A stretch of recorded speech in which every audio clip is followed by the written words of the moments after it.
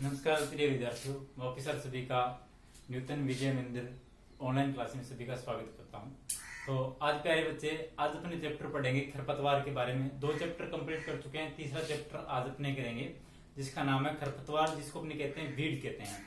देखो बेटा, इस वीड के अंदर अपने को पढ़ना क्या है। इस वीड के अंदर सबसे पहले अपने बात करेंगे खरपतवार की परिभाषा के बारे में। परिभाषा क्या होती है, ठीक है। परिभाषा के बाद अपने इसमें बात करेंगे, परिभाषा के बाद खरपतवारों की विशेषताएं क्या होती है। तो क्या विशेषताएं हैं खरपतवारों के अंदर कि खरपतवार जो फसल होती है उससे अलग होते हैं, उससे भिन्न होते हैं, ये अपने इसके अंदर बात करेंगे।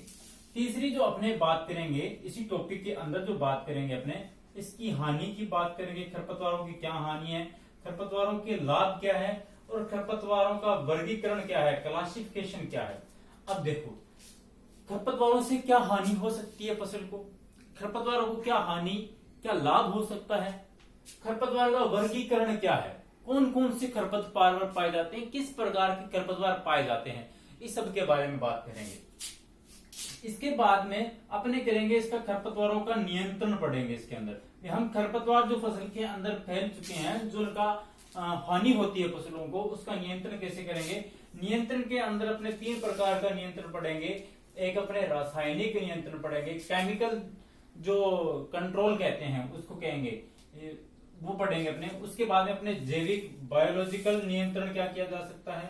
उसके बाद इसका यांत्रिक नियंत्रण क्या किया जा सकता है, जिसको यांत्रिक नियंत्रण कैसे कर सकते हैं, इसके बारे में भी बात करेंगे। ये था अपने खरपतवार। अब बात आती है कि खरपतवार जो होते हैं वो फसलों को क्या करते हैं, हानि पहुंचाते हैं। हानि कैसे पहुंचाते हैं, क्यों पहुंचाते हैं, इसके बारे में भी बात करेंगे। जो खरपतवार होते हैं वो फसलों को क्या करते हैं, कंपटीशन करते हैं, प्रतियोगिता करते हैं। खरपतवार फसलों के साथ प्रतियोगिता किस चीज के लिए करते हैं, तापमान के लिए, नमी के लिए, पोषक तत्वों के लिए और वायु के लिए। इनके लिए क्या करते हैं, नमी, इसके लिए क्या करते हैं, कंपटीशन करते हैं, प्रतियोगिता करते हैं। या ऐसा कह सकता हूं कि जो खरपतवार होते हैं, जो वीड होते हैं, वो क्या करते हैं, फसलों की अपेक्षा नमी, पोषक तत्व और वायु को अधिक मात्रा में अवशोषित करते हैं, जिसके कारण फसलों में क्या हो जाती है, कमी हो जाती है। किसकी, नमी की, पोषक तत्व और वायु की कमी हो जाती है, जिसके कारण फसल क्या हो जाती है, जो पौधा होता है वो कमजोर हो जाता है, उसको उचित नमी, वायु और प्रकाश नहीं मिल पाता, जिसके कारण उसका उत्पादन क्या हो जाता है, कम हो जाता है। इस तरह से क्या करते हैं, हानि पहुंचाते हैं खरपतवार। तो चलो सबसे पहले बात करते हैं अपने खरपतवार की परिभाषा के बारे में। खरपतवार को परिभाषा या खरपतवार को किस प्रकार से डिफाइन कर सकते हैं हमने। प्यारे बच्चे, सबसे पहले देखते हैं अपनी परिभाषा इसकी। खरपतवार की परिभाषा, वे अवांछित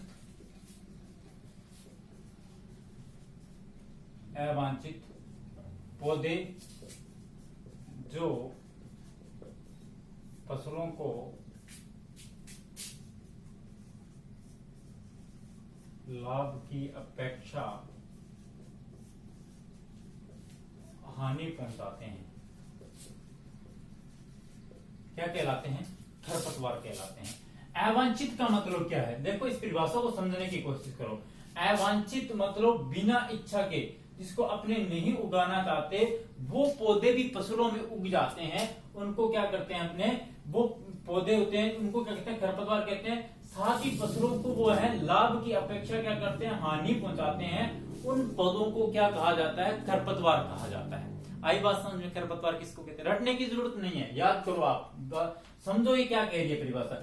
वे अवांछित, जिसको वे उगाना नहीं चाहती, जिनको इच्छा नहीं है उगाने की, फिर भी वह पौधे उग जाते हैं, लाभ की अपेक्षा हानि पहुंचाती, क्या कहलाते हैं, खरपतवार कहलाते हैं। खरपतवार जो शब्द है ये एक वैज्ञानिक था, उसने दिया था, जिसका नाम है जेंथ्रोटूल। क्या नाम है, जेंथ्रोटूल नामक वैज्ञानिक ने सन 1939 के अंदर खरपतवार शब्द दिया। इसीलिए इनको कहा जाता है, खरपतवार के पितामह भी कहा जाता है। किसको कहते हैं, अपने जेंथ्रोटूल को कहते हैं खरपतवार के पितामह, फादर ऑफ वीड भी कहलाते हैं। कौन से, जेंथ्रोटूल कहलाते हैं। जेंथ्रोटूल को एक और वीड भी कहा जाता है, इनको फादर ऑफ टिलेज भी कहा जाता है इनको। टिलेज का मतलब होता है भूपरिष्करण। आप 11वीं में पढ़े होंगे भूपरिष्करण क्या होता है, उसके बारे में भूपरिष्करण की पहले की एक वीडियो में भी बात कर चुका हूं। तो भूपरिष्करण के पितामह भी कौन कहलाते हैं, जेंथ्रोटूल कहलाते हैं। एक चीज ध्यान रखना, यहाँ जो शून्य भूपरिष्करण होता है, जीरो टिलेज जिसको कहते हैं अपने, जीरो टिलेज के जो पितामह है, यहाँ कंफ्यूज होता है, जीरो टिलेज के जो पितामह है उनका नाम है जेबी ट्रिपलेट। यह चीज आप नोट करके लिख लेना कि जीरो टिलेज, क्योंकि टिलेज और जीरो टिलेज में फर्क होता है। तो फादर ऑफ टिलेज जेंथ्रोटूल कहलाते हैं और जो फादर ऑफ जीरो टिलेज वो जेबी ट्रिपलेट कहलाते हैं।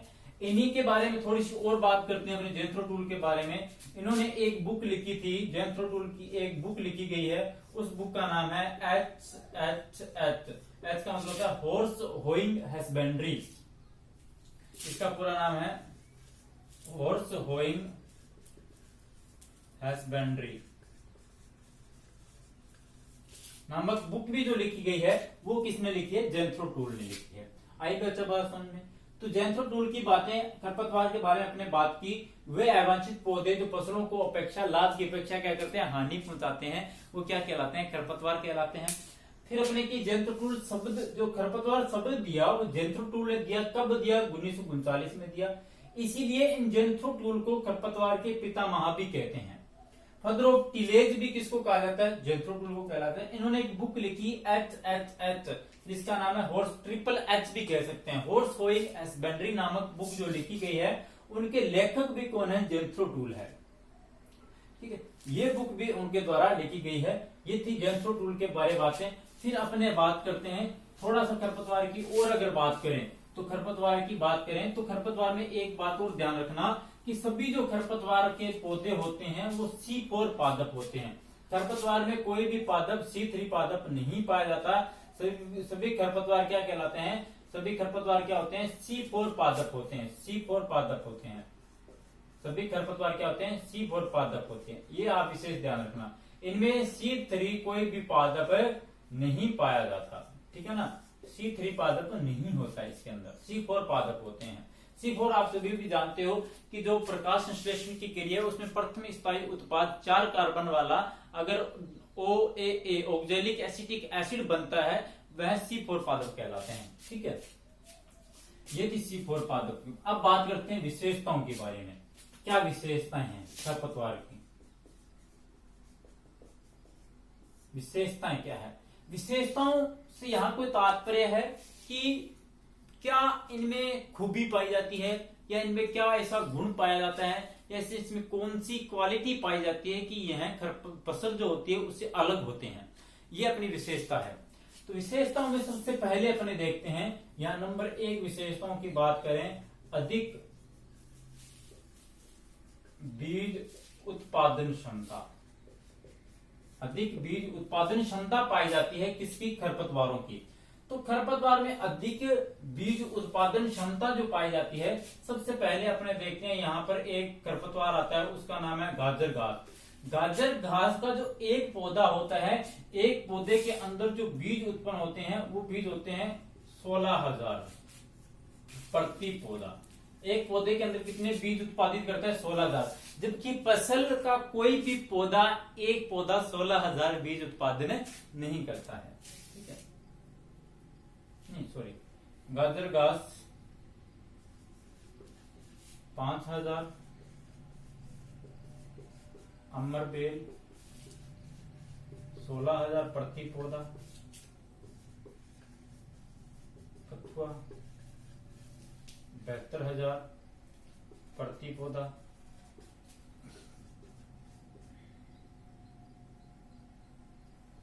जंगली चौलाई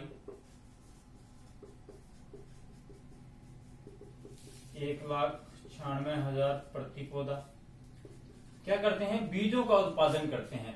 यह बीज जो उत्पादन की जो क्षमता है वो बहुत ज्यादा है किसकी अपेक्षा, फसलों की अपेक्षा। इसीलिए यह इनका, अगर बीज उत्पादन क्षमता भी ज्यादा है तो इनका गुणन, अंकुरण जो होगा वो फसलों की अपेक्षा क्या होगा, ज्यादा होगा। इसीलिए क्या करते हैं, हानि पहुंचाते हैं। ठीक है, ये बात आ गई। नंबर 2 बात करते हैं, अधिक गहरी जड़ें। नंबर 2 विशेषता, अधिक गहरी जड़ें। किसकी? खरपतवारों की। इनकी जो जड़ें होती है, खरपतवारों की जड़ें होती हैं, वो क्या करती है, अधिक गहरी पाई जाती है, मृदा में गहराई में पाई जाती है, इसलिए वह गहराई से नमी और पोषक तत्वों का क्या कर लेती है, अवशोषण कर लेती है, जिससे मृदा में नमी और पोषक तत्वों की कमी हो जाती है। जैसे एक उदाहरण के रूप में दे सकते हैं अपने हिरणखुरी।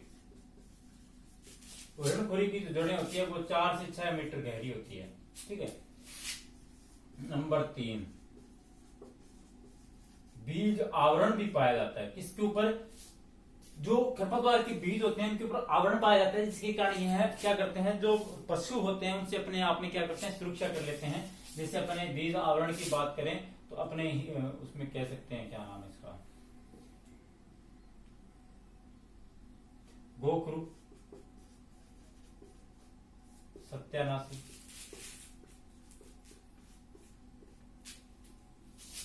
नंबर 4 की बात करें अपने इसमें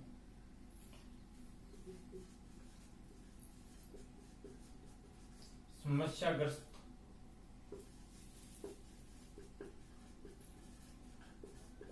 मृदाओं में वृद्धि। समस्याग्रस्त मृदाएं क्या होती है? जैसे अम्लीय क्षारीय मृदाएं होती है, उनको क्या कहते हैं, अपने समस्याग्रस्त मृदाएं कहते हैं।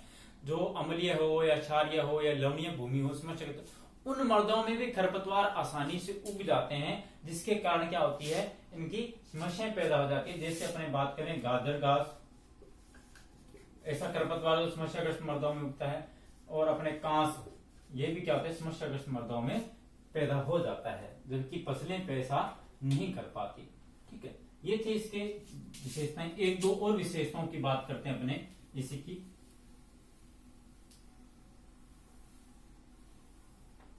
बीजों की जीवन क्षमता अधिक।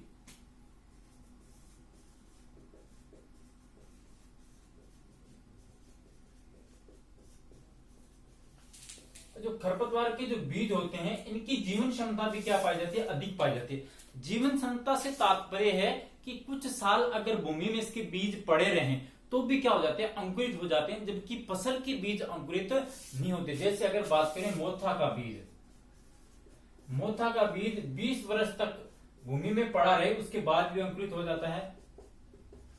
जंगली सरसों का बीज अगर 30 से 40 वर्ष तक भूमि में पड़ा रहे, कितने वर्ष तक, 30 से 40 वर्ष तक अगर भूमि में पड़ा रहे तो भी अंकुरित हो जाता है। तो बीजों की जीवन क्षमता भी अधिक पाई जाती है, किसकी अपेक्षा, फसलों की अपेक्षा। नंबर 6 इसका जो विशेषता है वो है वानस्पतिक वृद्धि। फसलों में वानस्पतिक वृद्धि होती है। सबसे पहले वानस्पतिक वृद्धि की बात करते हैं, क्या होता है, पौधे के किसी भी भाग से नए पौधे का उत्पन्न होना क्या कहलाता है, वानस्पतिक वृद्धि। जैसे जड़ है, पत्ती है, तना है, उसको वानस्पतिक प्रवर्धन कहते हैं।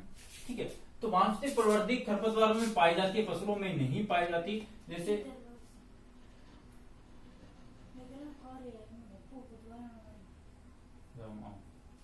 तो इसमें देखो, जैसे अपने बात करते हैं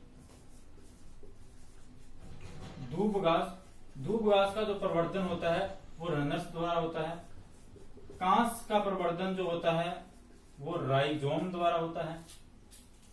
एक और बात करते हैं इसी के साथ में अपने, अगर पत्थर चट्टा की बात करें, पत्थर चट्टा भी खरपतवार में ही आता है। अगर इसकी बात करें, इसका प्रवर्धन होता है पत्ती द्वारा होता है। किसके द्वारा, पत्ती द्वारा।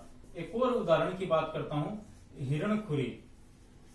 हिरणखुरी का जो प्रवर्धन होता है वो जड़ों द्वारा होता है। ठीक है, ये वानस्पतिक प्रवर्धन भी पाया जाता है किसके अंदर, खरपतवारों के अंदर, जो फसलों में नहीं होता है। तो इसलिए इसका प्रवर्धन काफी बार क्वेश्चन भी पूछ जाता है। दूब घास का प्रवर्धन कांस का राइजोम द्वारा, पत्थर चट्टा का पत्ती द्वारा, हिरणखुरी का किसके द्वारा होता है, जड़ों द्वारा होता है, प्रवर्धन होता है। प्याजी की बात करें, एक प्याजी भी आती है, प्याजी का जो प्रवर्धन होता है वो बल्ब द्वारा, इसके द्वारा बल्ब द्वारा होता है। ठीक है, नेक्स्ट इसकी विशेषता एक और बात करते हैं। 6 विशेषताएं हो गई। इसके बाद एक विशेषता इसकी और है, मनुष्यों पर कुप्रभाव। ये हानि भी है और इसकी एक विशेषता भी है। कुप्रभाव से मतलब है कि जो फसलें होती है वो क्या करती हैं, आपकी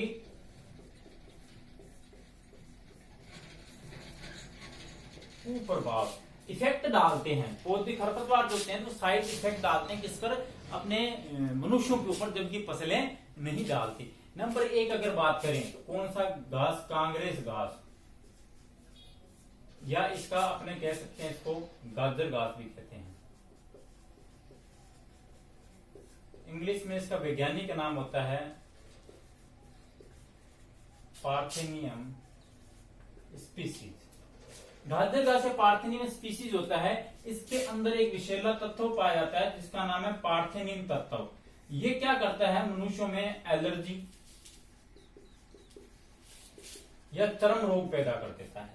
गाजर घास जो है तो इसका कांग्रेस घास नाम पड़ा। जब 1885 के अंदर लगभग कांग्रेस की स्थापना हुई थी, तब कनाडा से बीज मंगवाया गया भारत के अंदर, गेहूं का बीज, उसमें इस कांग्रेस घास के बीज आ गए थे घास के, तब इसका नाम कांग्रेस घास भी पड़ गया, क्योंकि कांग्रेस जिस वर्ष कांग्रेस की स्थापना हुई उसी वर्ष यह बीज भारत के अंदर एंट्री हुई थी इसकी। इसलिए पार्थेनियम स्पीसीज, इसके अंदर पार्थेनियम विषैला तत्व पाया जाता है जो एलर्जी और चर्म रोग पैदा कर देता है। नंबर 2 बात करें सत्यानाशी। सत्यानाशी के बीज अगर सरसों के तेल में मिल जाते हैं, अगर सरसों के तेल में मिल जाते हैं तो मनुष्यों में एक रोग हो जाता है, कौन सा, ड्रोपसी, जिसको क्या कहते हैं, अंधापन। अंधापन विकार पैदा हो जाता है। सत्यानाशी आर्जिमोना मैक्सिकोना इसका वैज्ञानिक नाम होता है। अगर इसके बीज अगर सरसों के तेल में मिल जाते हैं, ये इसी का एक खरपतवार है, सत्यानाशी सरसों का एक खरपतवार है। अगर सरसों के बीज, सत्यानाशी के बीज अगर उसमें मिल जाते हैं तो उस तेल का सेवन करने पर मनुष्यों में ड्रोपसी या अंधापन रोग हो जाता है। नंबर 3 अगर इसकी बात करें, जो दूब घास होती है, दूब घास के परागकण जो होते हैं ये क्या करते हैं, मनुष्यों में श्वसन संबंधी विकार पैदा करते हैं। क्या करते हैं, दूब घास के जो परागकण होते हैं वो मनुष्यों में क्या कर देते हैं, श्वसन संबंधी विकार पैदा कर देते हैं, मनुष्यों की श्वसन क्रियाओं में बाधा पहुंचाते हैं। ठीक है बच्चे, आज के लिए इतना ही। कल बात करेंगे फसलों के वर्गीकरण के, खरपतवारों के वर्गीकरण के बारे में पढ़ेंगे। तब तक के लिए सभी के लिए नमस्कार। फिर मिलते हैं एक नई वीडियो के साथ। आज के लिए इतना ही।